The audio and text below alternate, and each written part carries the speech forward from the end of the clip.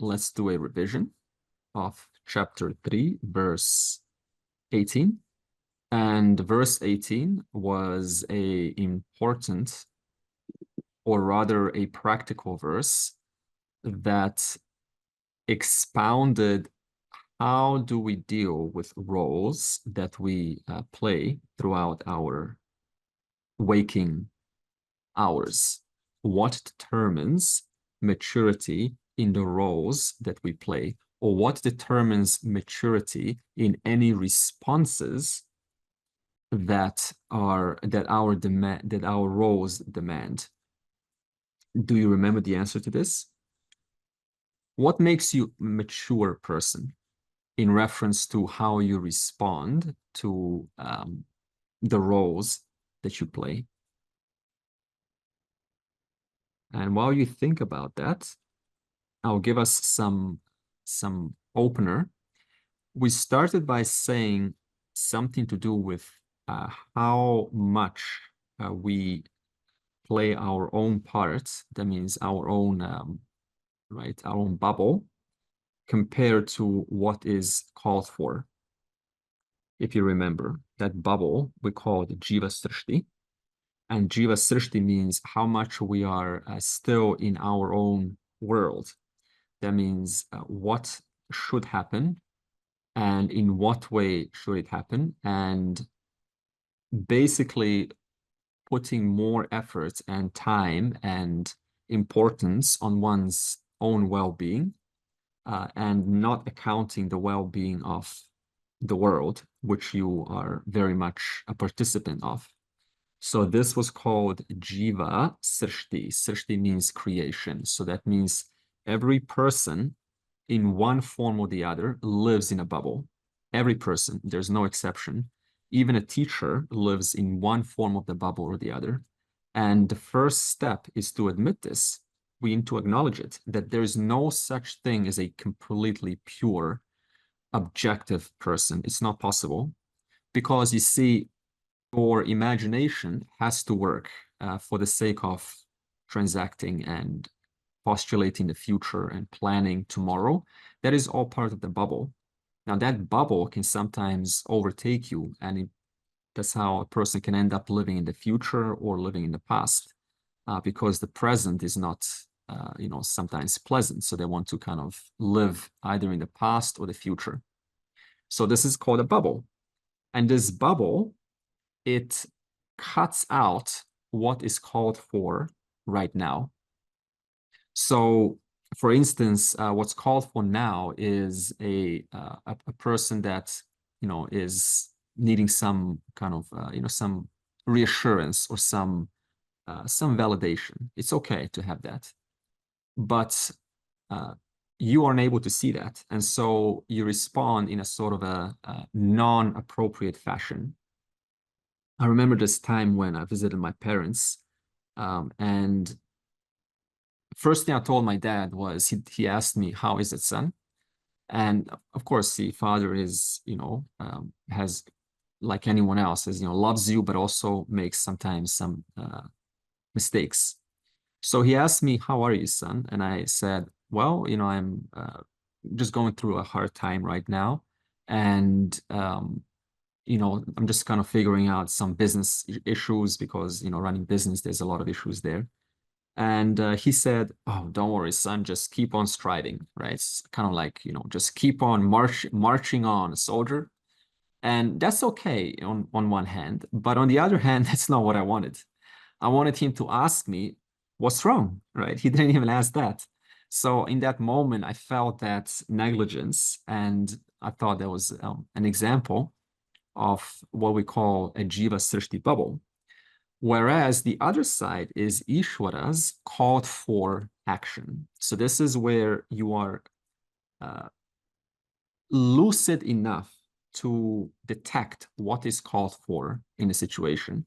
And this means that not only do you protect your own self-interest, but amidst that, there is also accommodating the interest of the environment, because everyone has a need to protect themselves and to generally to survive and to feel good about themselves and the environment. So if I neglect that, that's jiva srishti. If I account that, then you are aligned to what is called for, and then we call that alignment to Ishvara srishti.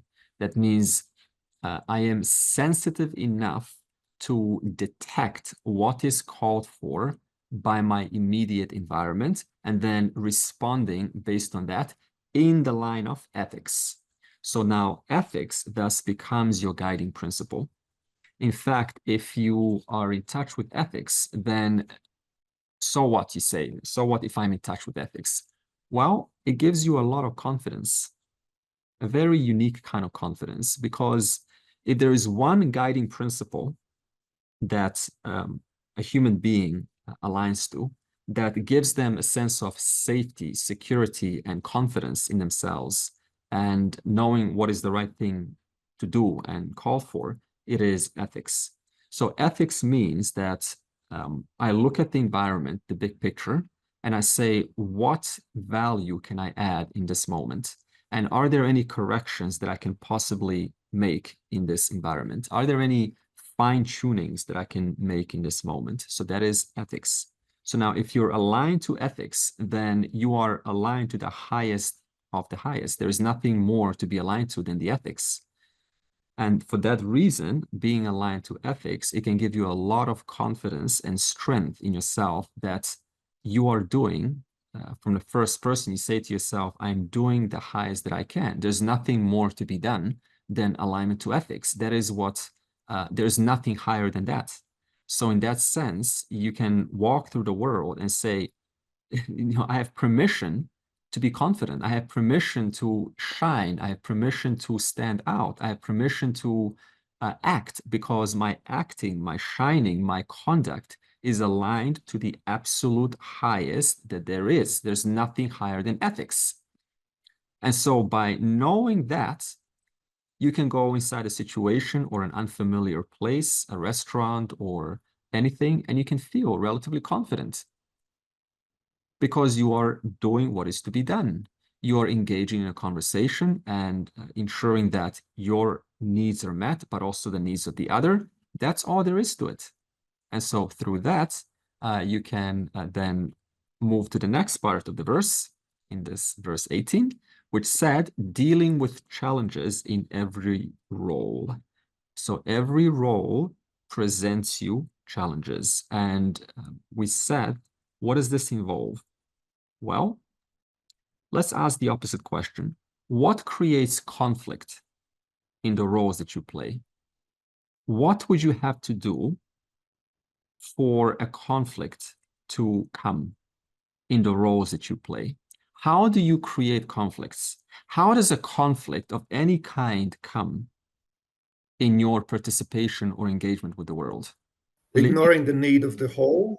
Being critical and judgmental in the situation. So having an opinion, actually, having an opinion that may not be correct. Sure. And see, this is important because sometimes we don't have the full facts or the information. And through that, we can also make an erroneous mistake. So you could be making a mistake, but not knowing. This happens in a cultural context. You go to a place and you don't know the rules of that place because it's your first time there. And someone corrects you. Someone corrects you, but in a very harsh manner, because they thought you knew that you were violating the rules. They thought that. And you thought you were aligned with the rules because you didn't know any better. It's your first time there. So what does the person do? They correct you, but in what kind of a way? Right? With this kind of a harsh, maybe a overly critical way, right? What are you doing? You're disregarding the rules. You don't know any better. So they came from a place of willing to align you to what is to be done, but they didn't know any better and you didn't know any better. So now you think they're being harsh. You think they're a harsh person and they think you're knowingly violating ethics. So now you see what's happening here? Both are lacking the full facts. This is very common. So if one's being judgmental, does it necessarily mean they're a bad person? Or could it just mean that the facts are just not there for both parties? Most likely the latter. Sometimes I find challenges just come out of nowhere, especially when it comes to people that you're really connected to, like family, or you have some history, and you could be doing absolutely nothing, but maybe something you've said or maybe triggers them in a certain way. And so it just, yeah, like it's not something that you came out and saw it, but it's just like something you've said has triggered someone, and yeah, all of a sudden there's like a conflict there. Yeah. So what Layla is saying is that without intending to, I mean, nobody intends to create conflicts. Nobody does this. But somehow, through some minute, whatever, body gestures or words or selection of words that we use, they can kind of create some, some form of misalignment to their value systems or cause them to interpret it in the wrong manner. And you didn't intend to do that. Or it can also happen to you, or you could say it in a maybe a tone that is not entirely kind of smooth or polished, and that to them means maybe they remember from their childhood they were spoken to like that, and now unconsciously they get triggered, not even knowing why, and you're also confused because you didn't intend to do that. So there are many things like this that can just kind of flourish out of nowhere, especially in a closely knit situation. And so, through this, you can also say, see, again, as long as you intend the best, then through that intention alone, you can have some composure, some equanimity. Because if somebody gets triggered, but you are coming from a place of good intention, then that can alone help you out to remain calm and say, look, I know that this triggered you and that you got angry. That was not my intention. And so through that you can remain right. Because if two people lose it, then that is not good. If one person loses it, but you remain calm, then that's way better, right? So at least one person needs to have that composure, equanimity. That is good enough. Pankaj, what else causes conflict in the roles you play? To my mind, there are three things. Okay. One is ego, conflict of egos between the conflicting parties. Second is perspective. The perspective may be different. What is right from my perspective may be wrong from your perspective, or vice versa. And third is self-interest. That means your interest and my interests conflict with each other. We want the same piece of land, probably. So these are three basic reasons for conflict in human beings and even nations. Yeah, it's said in negotiation. So if you learn about any kind of communication or negotiation skills with anyone, the basic idea is that most of the conflicts or lack of compliance comes because you're not speaking in their mode of self-interest. That means you're speaking what you want, but you're not communicating what they want. And so until the person hears their self-interest is that there is being heard at least, then you're not going to come across heard. So what else Pankaj is saying is that perspective. So last time I said, when you cross the lines, how do you cross the lines in a conflict? Well, what you have to do, like how do you create a conflict? Very easy. You have to know where is your role, like what do you have to say? Now, when you say it, you don't pull back. You continue saying it. That means you continue going, crossing the line. So what I said last time was not knowing where does their free will begin and my role end. So this means my role ends as far as saying what I have to say. That means this is my perspective. But when I cross that line and I'll try to convince the person that my perspective is right and I don't listen to them and I don't let them choose based on their perspective, that is when you cross the lines. So this means that when we when we don't know where the line has been crossed or when the line has been crossed, that is when the other person no longer listens to you anymore. That's when conflict starts. For instance, when I was flying back from London to Delhi, I love to talk to people on the plane.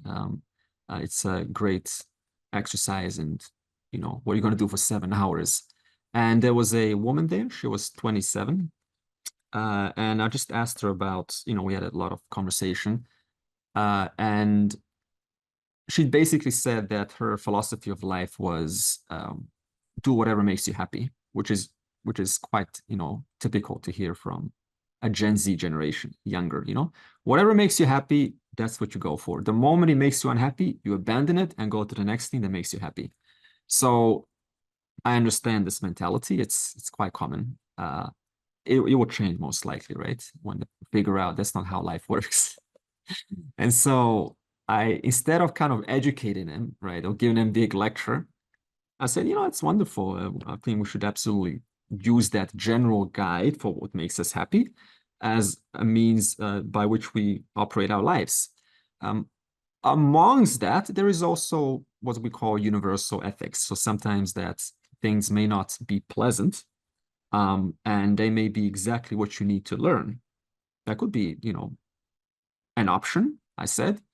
And then I stopped. I didn't kind of try to use all these, you know, logics and all that. And she's kind of agreed and she went along with that.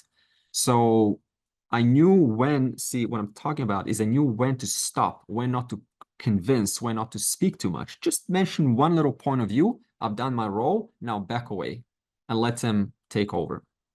So this is the art of negotiation, or the art of knowing when I've done my part and then stopping and then let them take over using their free will. That means not infringing upon their right to say or to live in this manner. No, I had it up for the question you had, what shows maturity is. So I was going to say when you respond versus react. Yeah. So what is responding and reacting for you? Would you enlighten us on this? React means then you react, your response is in tune with your expectations or your likes. I think that's what I hope I'm explaining this right. Yeah. Respond is without hurting the other person or keeping the other person's or the situation perspective in view, and then you kind of respond accordingly and not just what you think or what you feel about the situation. Like if somebody spilled a cup of coffee while you were walking across the room, and instead of yelling, can't you just see, why did you have to put the glass over there or the cup there? Instead you kind of be a little understanding as to, oh, things can happen. I mean, this is, nobody intentionally does something wrong and that kind of a thing. So True. Yeah, that's how I thought it was. Yeah, it's very nice. And so, and even when, see, in real life, right, when you're like there there is a chance to react, no doubt. So we can kind of react from our own self-interest and protect ourselves, which is okay. Because when you're in the heat of the moment, it's not easy to, quote, respond. You don't bring the whole Gita knowledge in that split second. You only got a split second to think. So what do? Well, after you have reacted, very simple. Then you look at the situation objectively. You see where the error was, how you could have done it instead, and you think through it a little bit.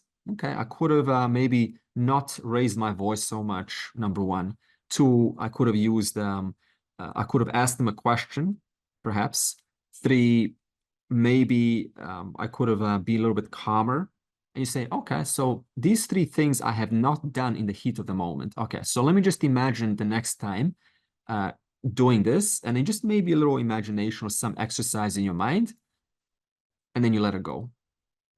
Okay, and then next time life will throw you another challenge, a difficult challenge, and then you will have that slight improvement in your response. So this is a lovely way to refine your responses. what else creates conflict in roles? So we're still in the conflict of roles question. What I said last time was called rigidity of the script.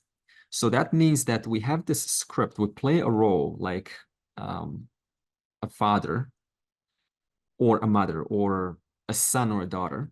Suppose you play the son or the daughter, and you have this script that I'm supposed to guide my parents now that they're older. I'm supposed to tell them the right way.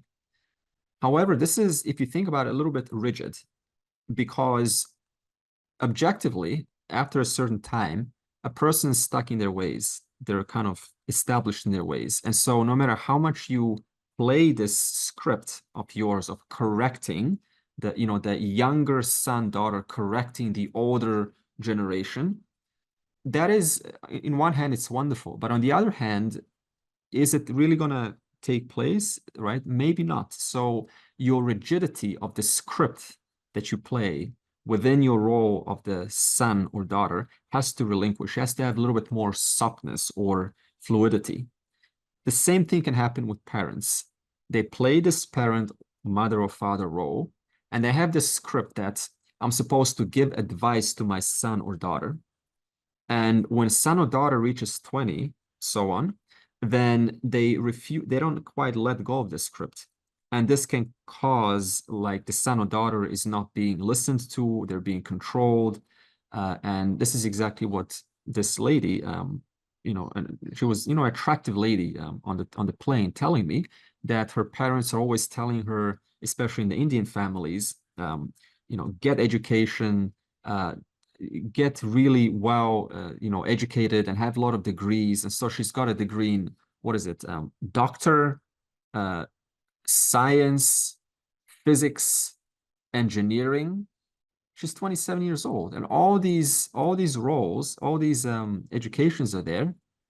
And she's still telling me, but that's not what I want to do, so that's not the role that I want to play in this world. But my parents kept on telling me to get educated, get educated, get educated.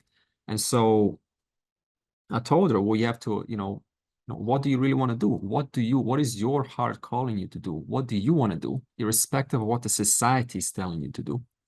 So this means I'm relinquishing this rigidity that I'm supposed to be this person in the society that I'm in, right? So you're relinquishing this rigidity, and you're simply asking yourself the question, where do you personally shine?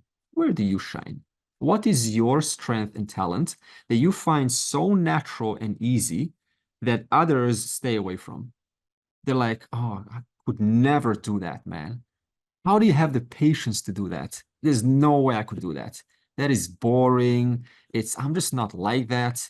It's not in my genes. But you just keep on going, no issues whatsoever. What is that for you? I think we all have it. Sometimes we just don't really admit it to ourselves. We just say, because it's so normal to you, you don't even point it out to yourself. But what is that natural thing that you have? The next was duty and obligation. The word obligation tends to have a term that means like it's imposed from the outside. It's not. So the word obligation has to be redefined. Obligation is the same as duty. It just simply means that I look at my own needs, but I also consider the needs of others. So often we have this thing, I'm obligated to my partner. Well, what do you mean when you say I'm obligated to you? I'm obligated to do this. Do you mean I'm forced and I don't want to do it? Or do you mean it is something that is aligned with my core values and I choose to do it because it is because there's a certain enjoyment in doing it? What do you mean when you say I am obligated to him or her, that or them, to do this? What do you mean? Is that in a positive context? Is it in a forceful context? Is it in a willing context? That means you're willing to do it, or you're forced to do it, or you just must do it, but you don't want to do it, or you have a certain joy in doing it? What do you mean when you say I'm obligated to do something? So this term thus needs to be redefined. Obligation does not mean imposed or forced. The definition of obligation is it is something I get to do because it is aligned with what I want to do. It is healthy for me and I want to do it. There's a certain joy in me doing it. Therefore, duty and obligation, they're more or less the same words. Okay. Then we talked about managing spillovers.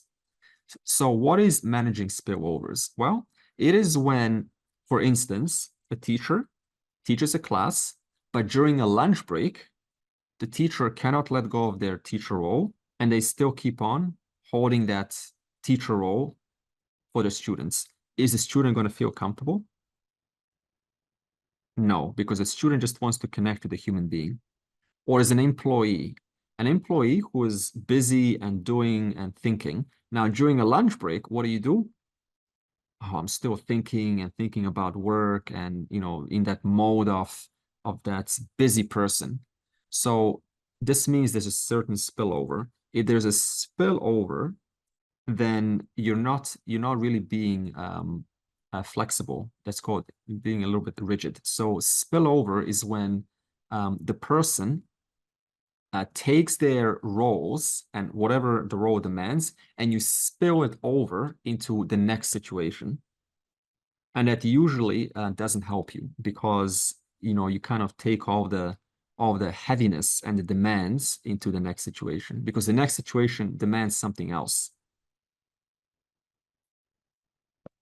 Okay.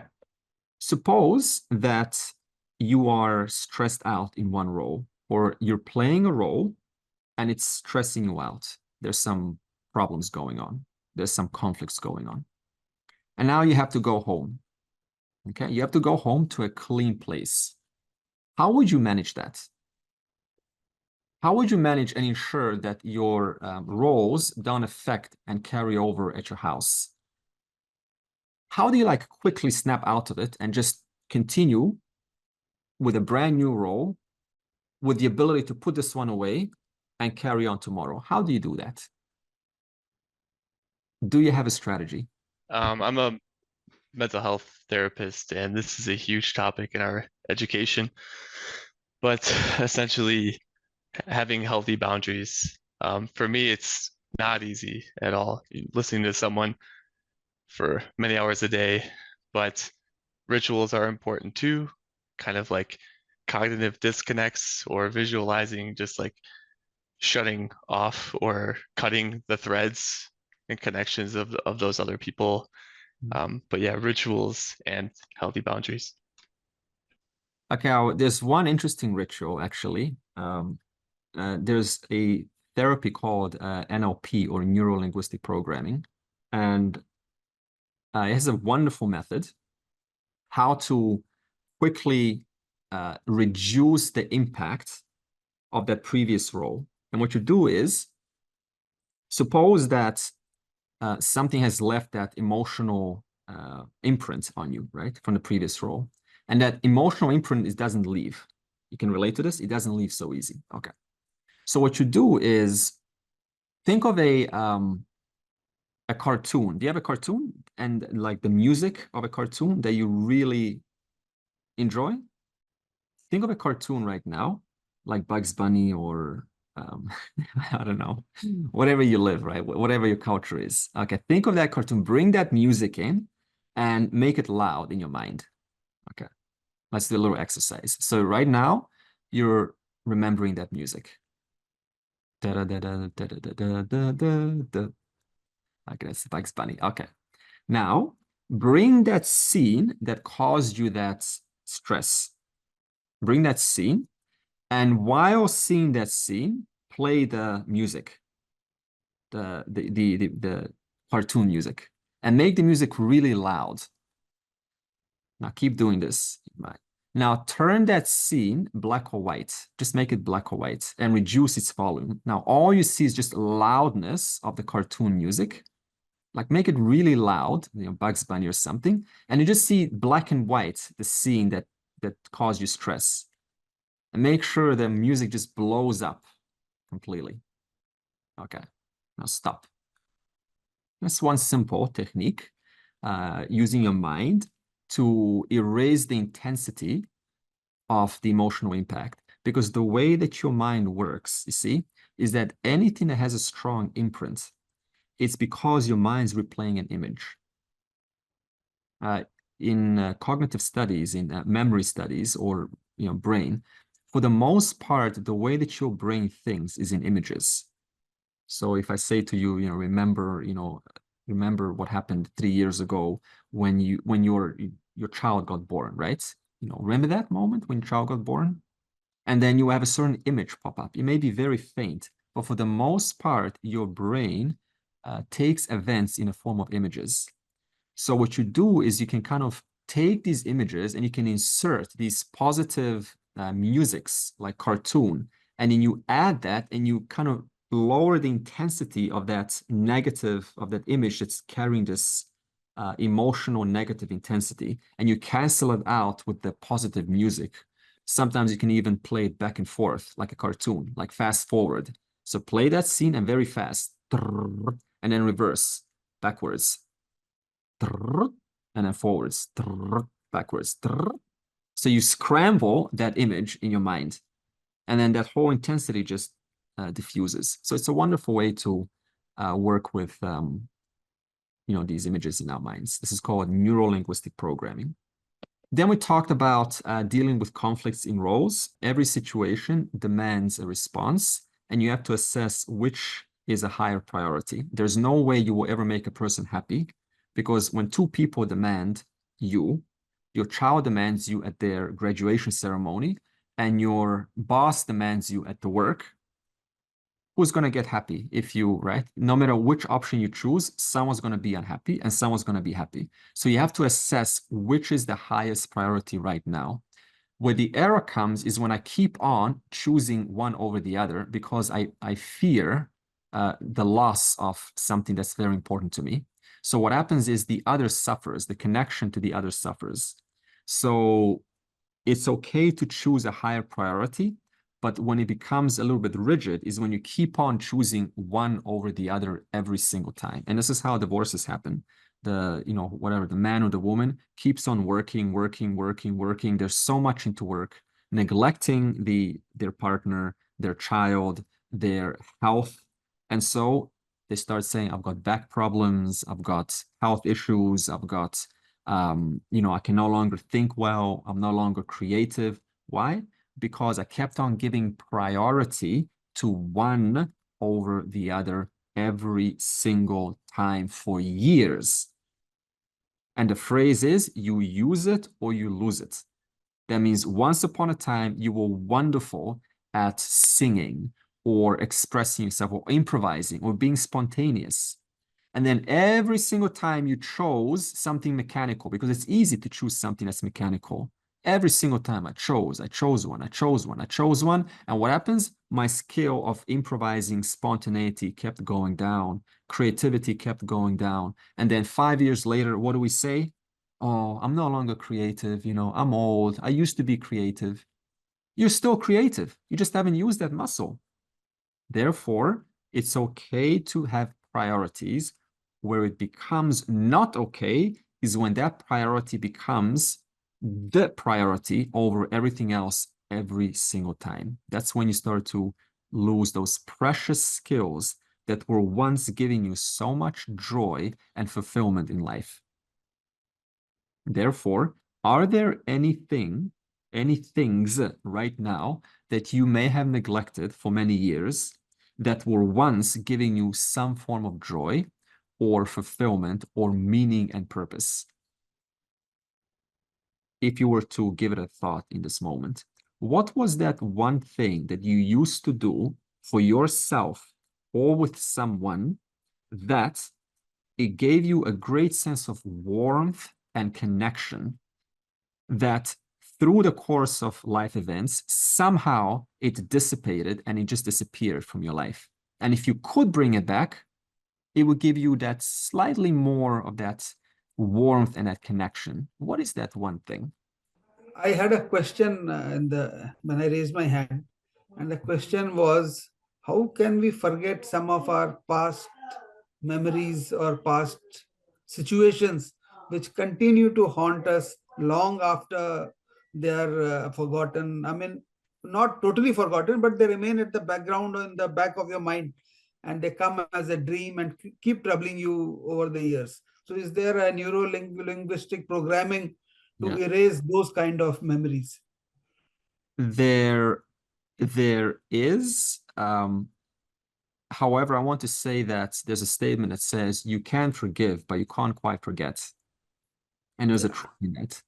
However, you can reduce the intensity of an event. And the exercise I've done with you is a very powerful tool that is used to reduce the intensity of a memory. See, there is also reframing the situation. So that means I go back to the time that it happened, and then I re-look at it and I say, what was the learning lesson here? And would have I been the person that I am today if that didn't happen? So you look at that as the greatest teacher, not as an enemy. It was a teacher, whatever it was, the situation. It was a teacher sent to you by the Lord to show you a certain reality about life. And so you can start to see the whole situation in a way that it was there to help you rather than to hinder you. That's called reframing. I mean, what did this teach me? And what have I taken away from this?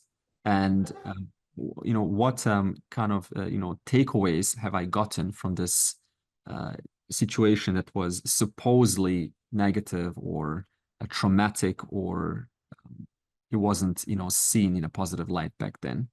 Often it's like a physicality with sort of memories, in terms of you can feel a contracture or, a sort of tension in your body.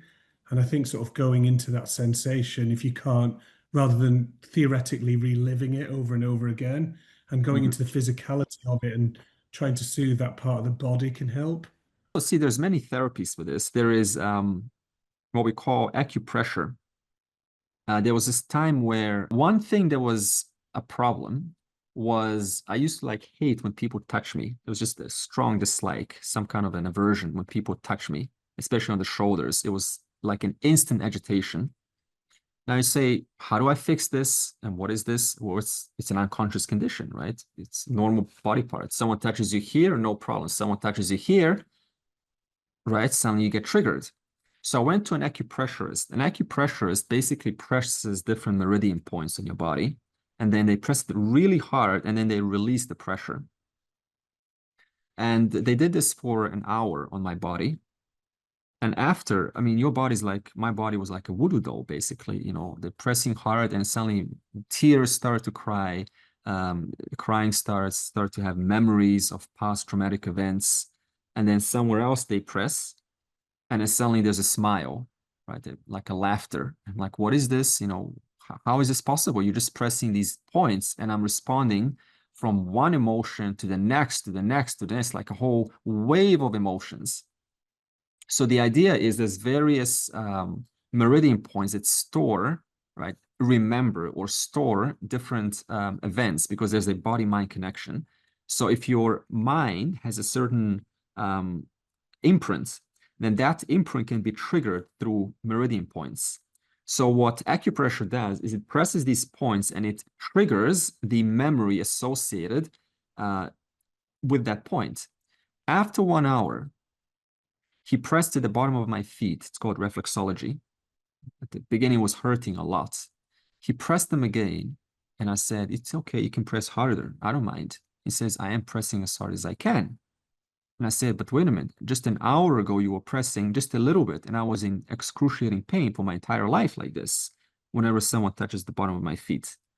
And he says, that's how it works. It's fixed. It's released. It's like, are you kidding me? 1 hour? 1 hour is all it took. I felt like a total reboot has been done on my body. A total reboot.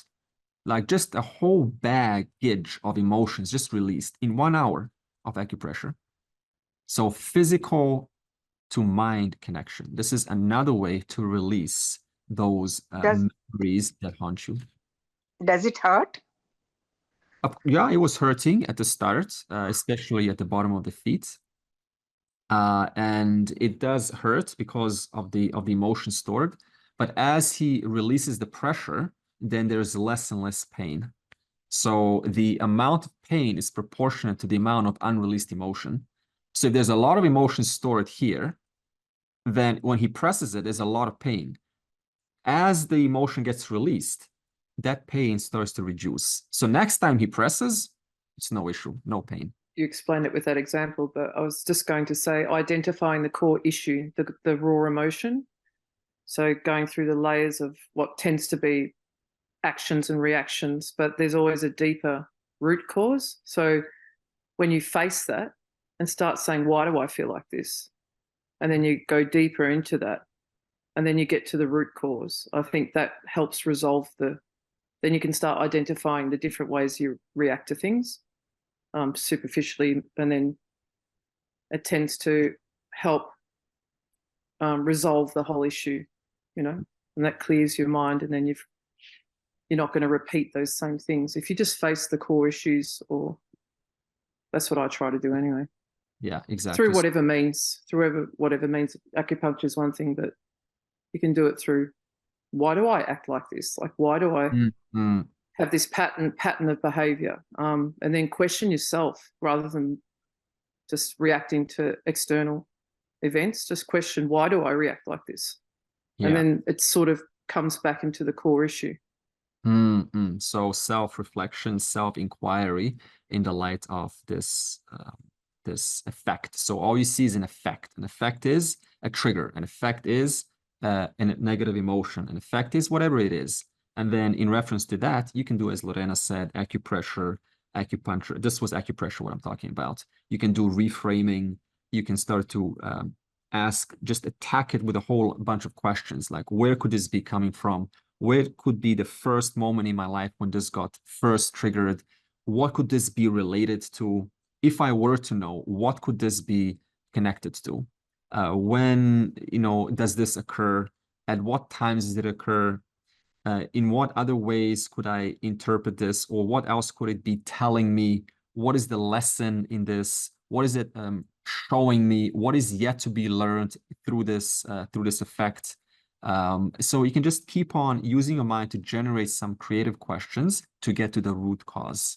So this is Lorena's what she's saying. I'll just add that I have to do this sort of charting at work.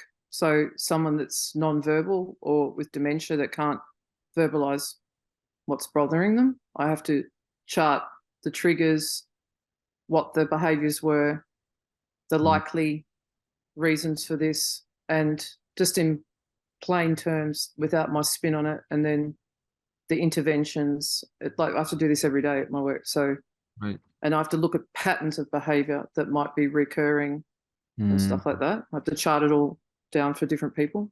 And what is one thing that comes through when you look at the patterns? Is there a pattern to this? Is there a rhythm, a certain timing that it occurs, or is it just a random? Different, yes, timing. So certain times of the day might trigger certain things. Yeah. There's a thing called sundowners, which often occurs with people with dementia, different times of the day where they were busier, where they were generally busier in their life, like making dinner, coming home from work, and that can make them more agitated.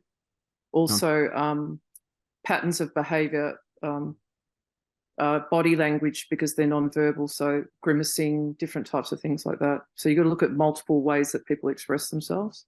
Okay. And sort of try to see a pattern and things like that. Right. So what I'm hearing is, it's in a sense, we're doing the same thing with ourselves, with our own body. We have gestures and little micro movements, and at the time of the day, we're more agitated. Other times, we're less agitated. Do you know when you are in your peak throughout your day? Do you know when your hours are for study, and when are your hours for taking a nap?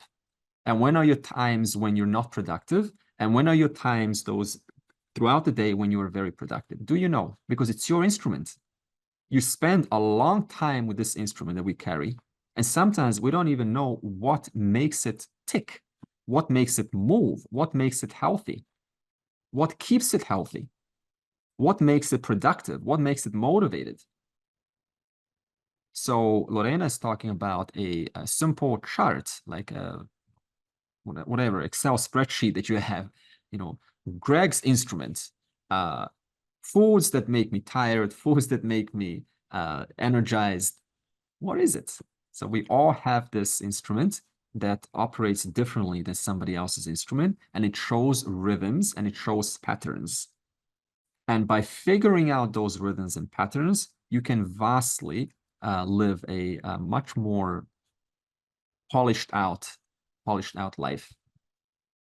You know, as I said, for me, there was this, my body has this ability to, every time before a cold, does your body show you a sign before it's about to get a cold? Does it show you that micro sign? And where is that sign? In the form of what? What is like that first trigger right before a cold is about to take, or any kind of illness? My body shows a pain on the bottom left tongue every single time. A bottom left tongue, there's pain. The moment that pain is felt, instantly I go for vitamin C, D, and Z pill. Within 20 minutes, that pain is gone. It's amazing what can happen when you have mastery over the instrument and how well you can work with it, to the point where you can't get sick. You can hardly get sick because you take action right before it's about to get bigger. Yeah, so this is what we're talking about. Verse 19 says, even if you get it all right, you're playing your roles down to the letter, you still won't get the results that you expect. Even if you're well-educated, well put together, integrous person, you know, you've got your solid Gita, it's there at the forefront of your knowledge. Even then, you won't get life treating you exactly as you want. Life is still not going to treat you exactly as you expect. Why? Because people, which we are all living with, one, see your ethics, one, see your hard work, one, see the character that you are, one, see your commitment and your dedication to the truth. They won't see you as you really are. What do people see? They see your face, they see your hair, they see your body. That's just one layer of you. You are much more than that. So even though you're well put together as a person, they will still treat you like anyone else. No matter how wise you are, all people see is your body. So now, is it, knowing this, reasonable to expect to be treated, even if you know this very well, to be treated like a king, like a queen, like a, you know, like an enlightened person or whatever it is? Is it reasonable to expect that? Absolutely not. You go to your parents, you're just a child to your parents. Hey, you know, how's, are you hungry? Or whatever. You want some this, some that, you get treated like anyone else, which is why Krishna says, even though it's healthy to have a general expectation of the future, as we said, it's impossible not to have expectations of the future, a general expectation of the future. This is necessary to plan what's going to happen tomorrow. As a result of this, what do I expect? That is healthy. But Krishna says where it becomes unhealthy is when you get obsessed over the future. And so Krishna's antidote to future obsession is in a form of, he says, quote, do what has to be done, relinquishing attachment to results. That is Krishna's way of saying, basically, don't get obsessed over the future, because that obsession is not healthy. But what is healthy is a general sense of the future, of tomorrow. So that is his way of saying, hey, we get it. Your mind tends to imagine. Everyone's minds imagine. Everyone likes to live in the past because the past was pleasant at some point. And the rest of us, we like to live in the future. Because in the future, what happens? You can always imagine a better a better now than now, right? A future is always better than now, isn't it? Yeah, just imagine flowers, rainbows, sunshine, partner, best of the best. It's all in the future, isn't it? So we all have this kind of a weakness. So Krishna says, hey, that is not healthy. Therefore, do what has to be done. This is where your joy is, in the moment, in the action that you do right now, but be attached not. Don't be overly obsessed to what needs to happen tomorrow. This is verse 19. And then he gives an example of such a person in verse 20. That means the person who's got it right. And who is this? Janaka. Now, Janaka is a wise person, a liberated person. But let's put it two little modes, the unwise Janaka and the wise Janaka. Okay. So now, when Janaka was unwise, Janaka is the king of Ayodhya. When he was unwise, what motivated his actions? What made him or her do every day? The answer is, we said last time, actions for survival. We all have a need to protect ourselves, to keep ourselves warm, shelter, eat. The second is those actions which are your roles. That means the people that you're associated to, you have roles to play. That's the second thing that motivates the body to act, you to act. And the third thing that motivates the unwise person to act is every action is a sense of or a mode of wanting to complete myself.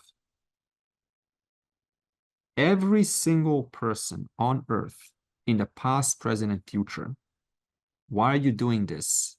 The answer is always the same. Because by doing this, I will complete myself, at least temporarily.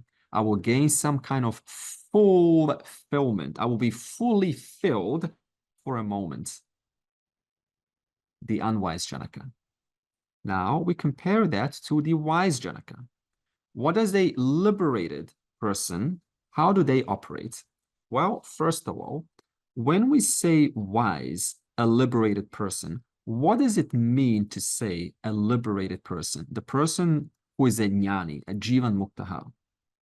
Okay, so when we have an unwise person, when they say, for example, I, right? Where is their I placed?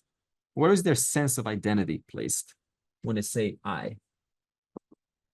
Okay, unwise. Their ego or their body mind. Right, the ego. Now we'll call that ego, we'll call it the buddhi. Buddhi or ego, or we'll just say in their body and mind. Yeah. So when they say I, it's referring to this. Okay.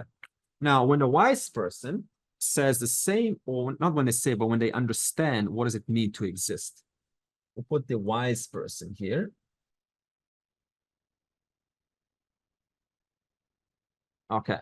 The Buddha is still there, isn't it? Because you still have the mind. But what is it that I understand about this Buddhi? Where was my I? It was inside the Buddhi. Now, where is my I? Is it inside the Buddhi? No. The I for the wise person is understood to be the universal I, which is everyone's I, the general I, the general sense of awareness. So we'll call this Brahman. Okay, Brahman. So what is borrowing this I, this universal I? The Buddhi. The Buddhi borrows this I. Now, when the Buddhi borrows this I, it gives you a sense of individuality. Okay? So what the wise person understands is this sense of individual I is actually belonging to, borrowed from the universal I. And for a moment, for the time being, while there is a Buddhi, while there is this mind, it makes it appear like you, the all-pervasive I, are as good as one little individual. You understand? So this Buddhi, another word is ego. All ego does is it takes this universal I and it makes it as good as this. Okay? That's you now. You see this? Where is your I? It's only over here. So you feel like an individual. But actually your individual, your I is the whole thing. It's the universal I. Okay. The second thing they understand is that what is the relationship between this buddhi that understands this and I? Because I can't say the buddhi is one thing and this I is something else. You see this? This is called Dvaita. So you have to reconcile what's the relationship between this ego or the buddhi, they're one word, ego or buddhi, okay? What's the relationship between that and the universal I, which is Brahman? The relationship is a satya-mithya relationship. So we'll call this mithya, and we'll call Brahman satyam. Satyam means that which is independent. It exists on its own. And mithya means that which is dependent or requires something for its existence. So what is a relationship? It is a satya-mithya relationship. Just like between a gold ring and a gold. Okay. Is the ring different from the gold? Is the ring different from the gold? In its substance, in its essential nature? No. You could say it's got a name, gold appearing in a form of a ring. You could say that. But even if the ring is there, it's not different from the gold. So what's the relationship between this ego, this sense of individual I, and Brahman? What's the relationship? It is like that of the ring and the gold. The gold is the whole thing. All that is here is gold. Everything is gold. But that gold is temporarily taking the form of a ring. And that ring is your name. We call that, for example, Leo. Leo. We call it Leo ring. So now an ignorant person takes the ring and says, this is me. I am the form and I am the name. The wise person understands the relationship between the name and the substance, right, is a satya-mithya relationship. That means wherever I am, wherever the body is, that's exactly where the substance is. So once again, two things a wise person understands. One, the buddhi, the I, does not belong to your buddhi. It is a universal I. Okay? It is a universal. So when you say I am, it's exactly the same I am as everyone else's I am. The sense of existence, the sense of amness, that is universal. So that's the first thing. The I does not belong in your body and mind. First thing to be understood. That I is the universal I.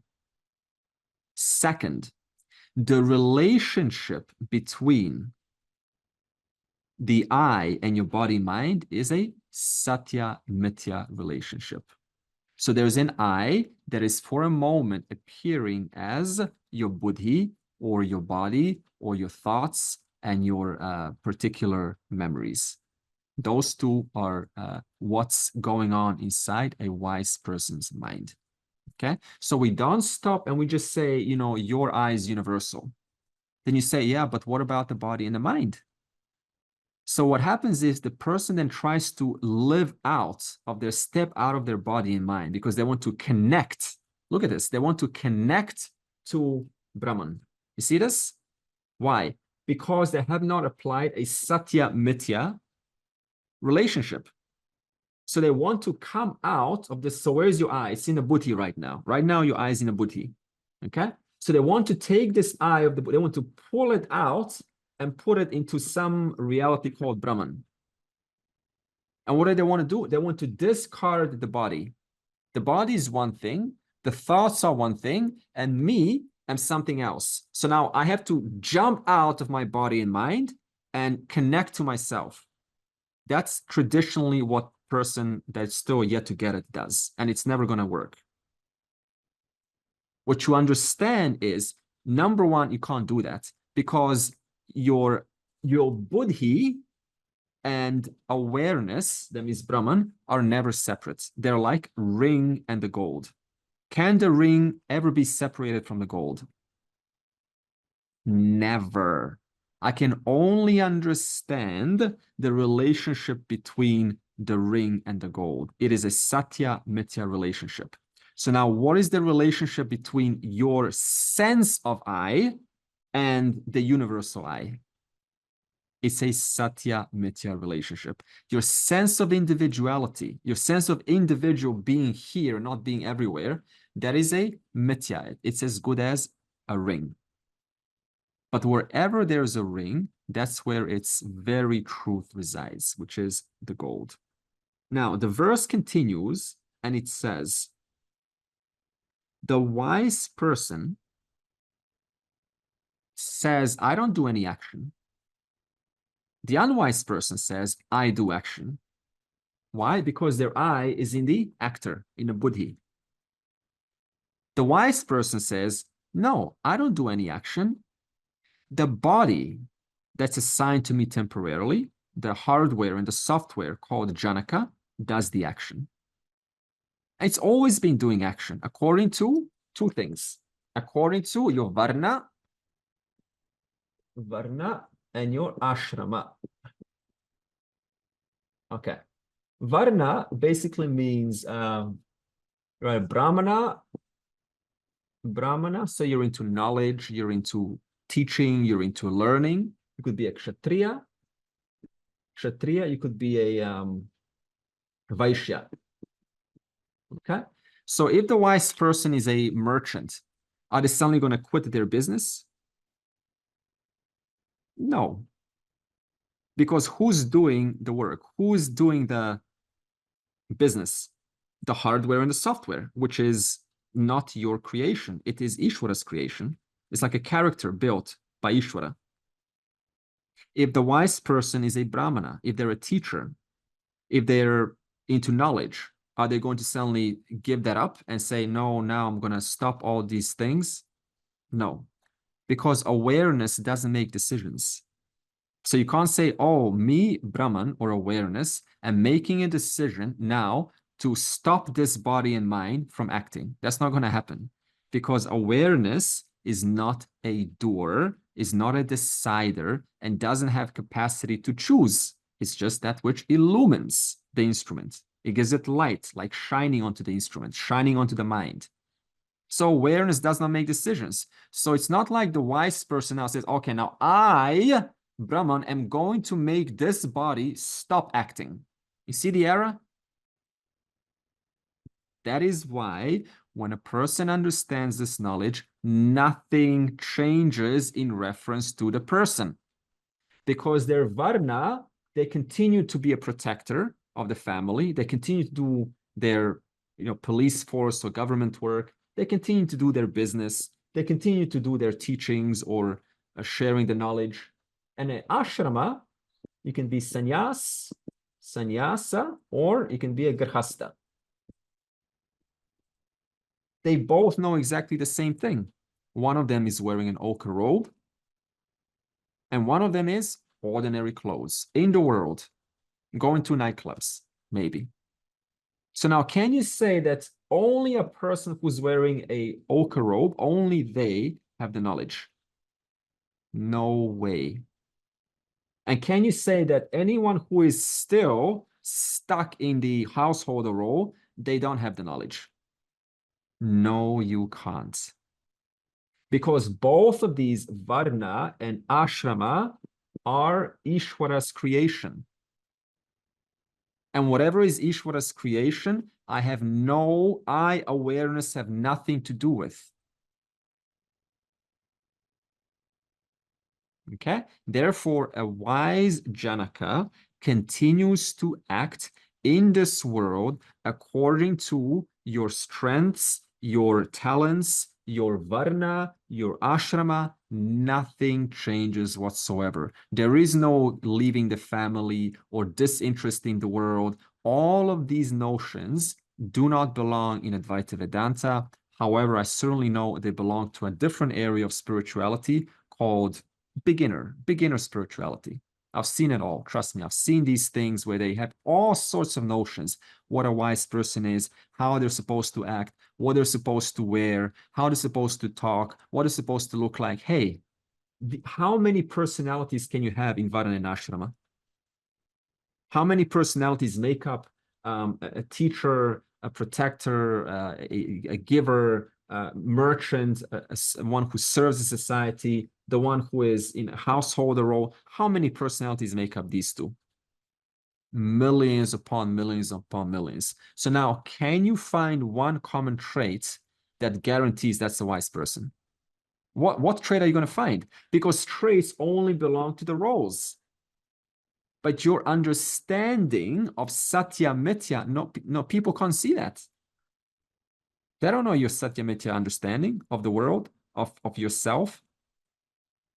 Therefore, you cannot tell who is a wise Janaka, who is an unwise Janaka. You can only tell yourself. It is a personal understanding. It is never about who is enlightened or who is unenlightened. It doesn't work like that.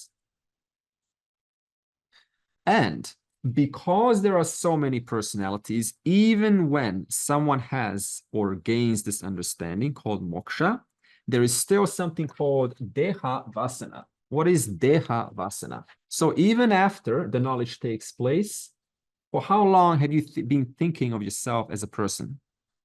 A long time, a long time. Therefore, the person will still continue to work on the self. Even though they understand the self is free of the roles, of the work, it is that which is totally pure. Now, if the self is totally pure, then does any work on the self have any bearing on the self? No, because you only do work on this, on something to purify it, don't you? To modify it, don't you? To reach it, don't you? But you are already that which is pure.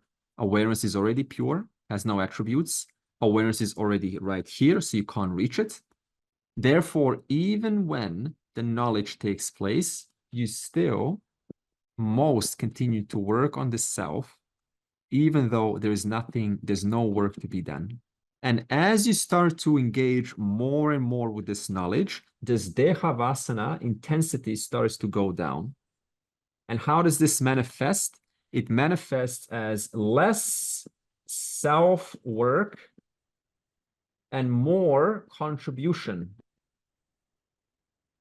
More contribution.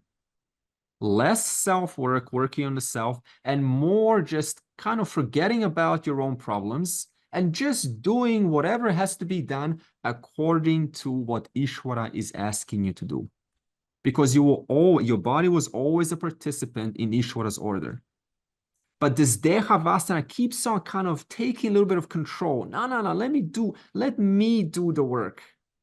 And yet, your whole body and mind was always ever a participant in this Ishvara's order. So this ego keeps on reclaiming a little bit of that control, but this starts to vanish or disappear the more you start to work on this Vedanta that is called Nididhyasanam.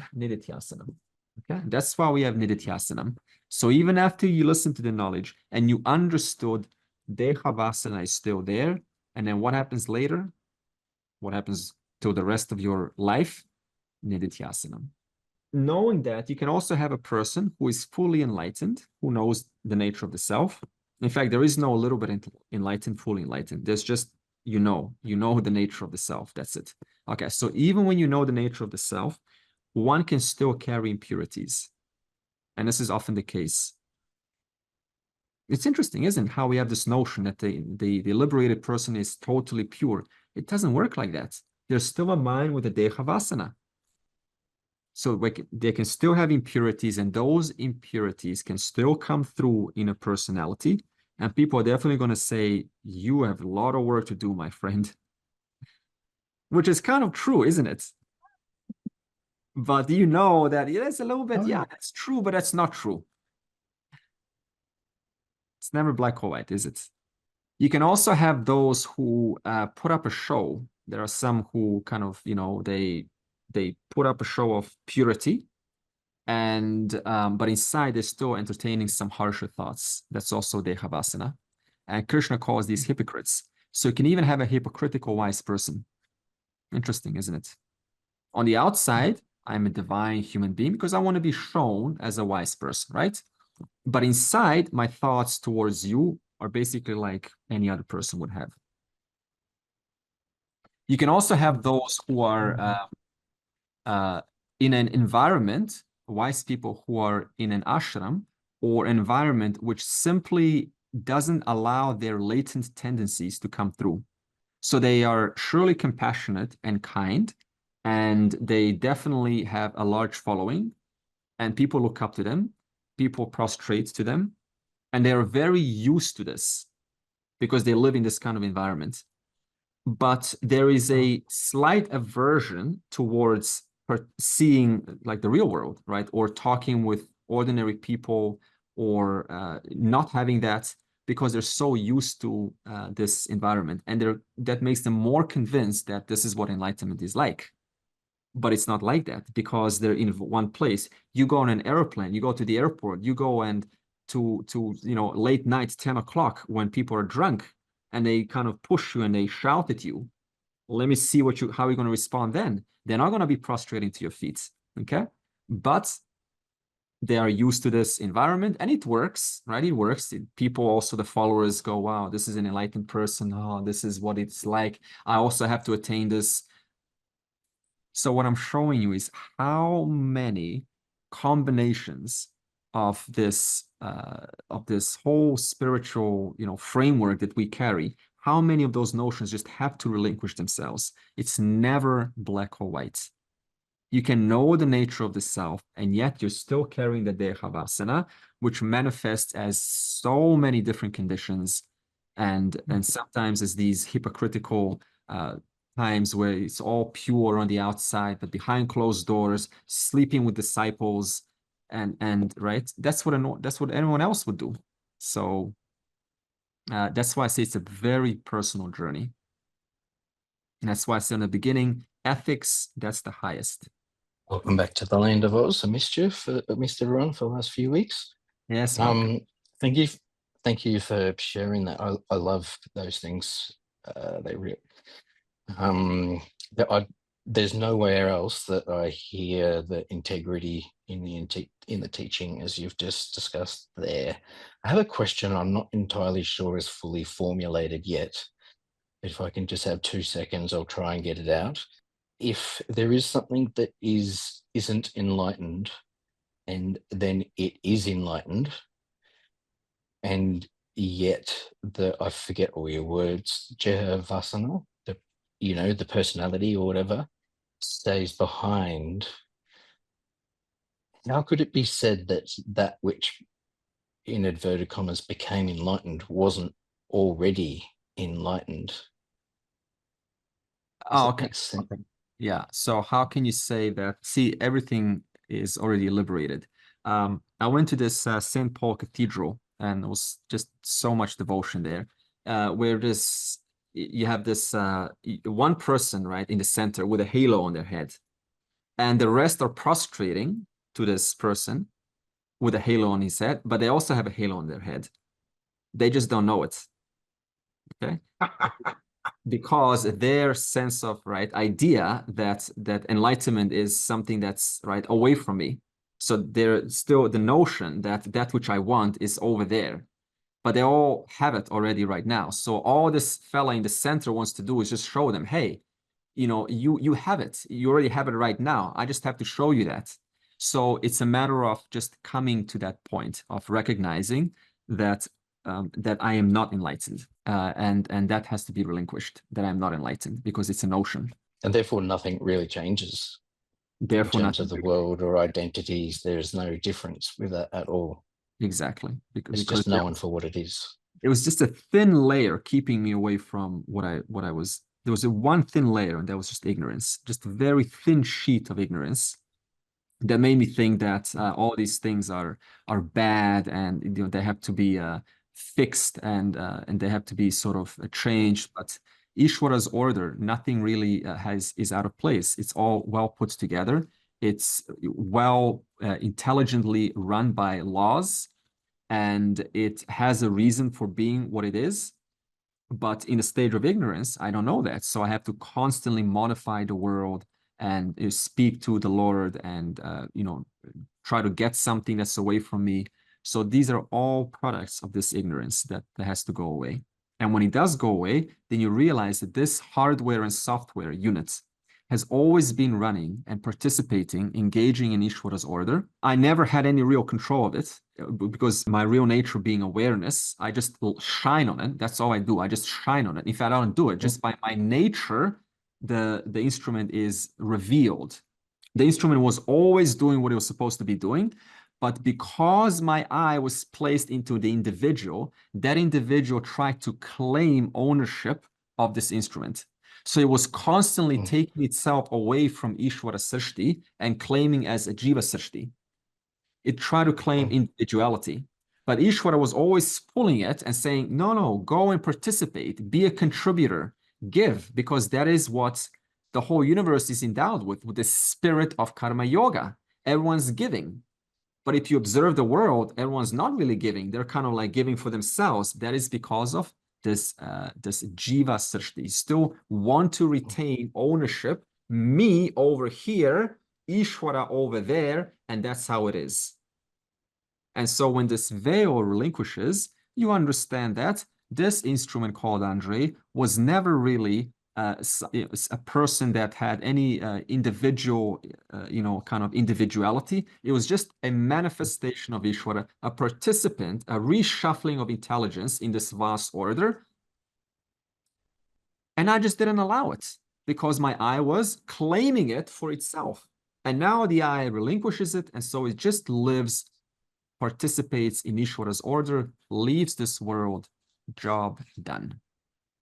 When the prarabdha runs out, then the instrument dies. That's that very last bit is the bit that I'm not clear on yet. So does that mean that the Andre body, mind-body complex no longer exists? It just changes form. Thoughts go back to their components, 5 elements. The physical body goes back to atoms of 5 elements. So it doesn't really disappear. Yeah. Thoughts just go back into the vast field of thoughts. Like thought of sky. Sky is not mine, because you can also say the same thought. It's just a matter. Thoughts are just matter, if you think about thoughts. Mm-hmm. So thoughts just go back into their into their substance, which is matter. Would ignorance also then be a thought? See, if a thought is something that which goes, then you can say that ignorance is a thought, because ignorance does go. But you can then say that ignorance is a very long thought, the longest thought of all. Because I can say, I can have a thought, I'm a nobody right now, right? Tomorrow, that thought can go away. So that's a very short thought. But ignorance is a very, very long thought that you can also remove. Ignorance is not a thought in the sense that you created it. For example, I can create the thought right now and say, I'm a beautiful person. That's a creation. But you don't create ignorance. It was already there since beginningless time. Otherwise, nobody would want to create ignorance and remain ignorant. It's not like you chose willingly to be ignorant. Is it possible to unrealize? So like, say you had that moment and you realized you are awareness. Is it possible to then unrealize, like get sucked back into your Dehavasana and into Maya? Or is it like a permanent switch that cannot be switched back? It was a similar question posed if a liberated person, if their mind gets amnesia or dementia, does that mean that they will unrealize? And the answer is no. They will not unrealize, because you had nothing to do with your mind to begin with. So once you realize, then nothing has really changed. You're just now recognized your nature to be what you always were, awareness. But awareness doesn't get sick. Awareness doesn't get doesn't forget. It doesn't remember. It's just it's the reality. So once you switch once you understand through a satya mithya relationship, once the ring understand its nature to be gold, it can't forget that. It's a special kind of understanding because you're not gaining anything new, Amrita. You see this? When the ring recognizes its nature as the gold, has it gained anything new? No. Or has it just realized what it was all along? It's realized. But then You see, so the ring, once it knows that it's the gold, it hasn't gained any new substance. Its identity has shifted that onto which it really is. And once that happens, it can't go back to the ring because there is no ring. The ring is just gold. So when you said there is no ring, like it made sense. Yeah, there is no real ring. In the stage of ignorance, there is a ring, isn't there? Because I think I am as good as the ring.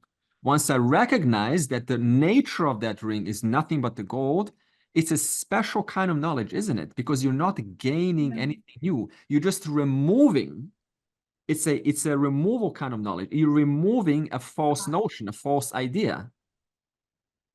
Yeah, I got it. This actually answers the next question I had, which was, then it makes sense that the gold does not need to reappear as a necklace or as the next ring. It is just going to be. Okay, I got you. Because the gold is already the whole thing. Yeah. Yeah, got it. Thank you. Thanks, Andre. All right, so this was revision from last time. Purnamadav, Purnamidam, Purnat, Purnamudachyate, Purnasya, Purnamadaya, Purnam eva avashishyate. Om Shanti, Shanti, Shanti.